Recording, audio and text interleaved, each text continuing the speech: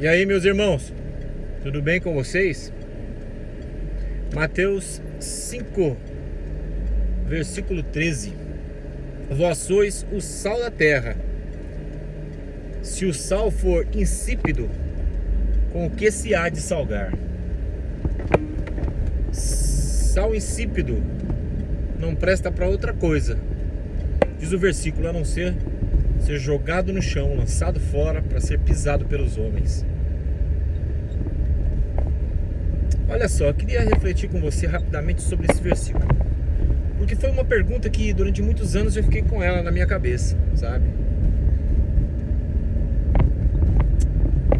Sal é uma substância estável, é o cloreto de sódio, pelo menos o sal de cozinha que Jesus se referia, que é o sal usado como tempero, né? Como aquele que vai realmente salgar um alimento.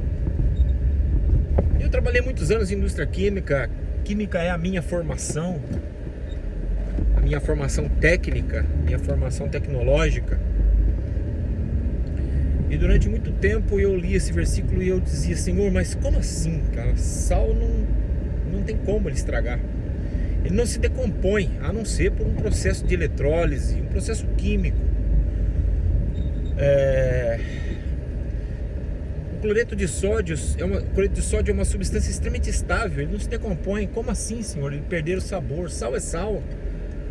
Uma vez que você extrai o sal da água do mar em salinas, né, através do processo de evaporação da água, o sal se torna uma substância estável. Como assim perder o sabor? E durante muitos anos eu perguntei isso para Deus. Me ajuda a entender, o Senhor é dono de toda a ciência, o Senhor lançou isso e agora eu tenho que saber, o Senhor pode me explicar. Então eu entendi o que Deus quis dizer com isso. O sal, você coloca uma pitada de sal na boca, você sente o sabor do sal. Mas se você pegar a mesma pitada de sal e colocar ela num copo com água e dissolver esse sal, ele perde o sabor, ele se torna insípido. Se você pegar o sal e misturar o sal com outras substâncias, por exemplo, com açúcar, com um trigo, a mesma pitada de sal, se você misturar com areia, se você misturar com qualquer outra substância, o sal perde o seu sabor. Ele está lá, mas ele não tem a capacidade mais de dar sabor ao paladar humano ou ao paladar. Então nós temos que entender que Jesus estava querendo dizer o seguinte: vocês são sal da terra. Vocês, como igreja, como eclésia, foram tirados para fora do mundo, foram extraídos do meio em que vocês estavam, e agora vocês são puros e genuínos para salgar o mundo.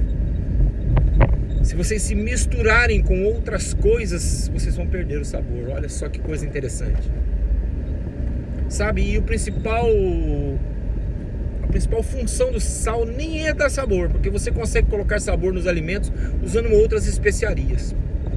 Mas uma das principais funções do sal é não deixar proliferar bactérias e micro-organismos. Olha que coisa interessante.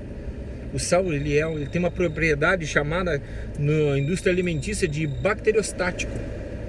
Ou seja, colocando o sal, ele impede que o micro-organismo ele se desenvolva e o meio apodreça. É por isso que se faz carne salgada. Ao colocar sal na carne em excesso, ele absorve a água, né? E ele remove as propriedades do meio e que fariam com que um micro-organismo, por exemplo, se desenvolvesse. O sal ele é bacteriostático. O sal ele impede o crescimento de micro-organismo, ele mata micro-organismo por osmose. Estude um pouquinho sobre isso, é muito interessante. O sal extrai ele absorve a água da membrana celular de uma bactéria e ela não consegue sobreviver no meio. É muito interessante. Deus é muito lindo demais. Toda a ciência está nas mãos do Senhor. Glória a Deus por isso. Jesus disse: se vocês não forem sal puros, vocês não vão conseguir fazer a função de dar sabor ao mundo, mas também de manter o mundo sem apodrecer. Então a capacidade nossa de estarmos aqui no meio do mundo é de não deixar, esse mundo não apodreceu porque nós estamos aqui, porque o Espírito de Deus está aqui em nós, nos dando propriedades para que o mundo não apodreça. Que Deus abençoe a minha vida e a sua vida, para que a gente seja sempre sal que dê sabor à vida dos outros e não permita que o meio onde nós estejamos se torne podre.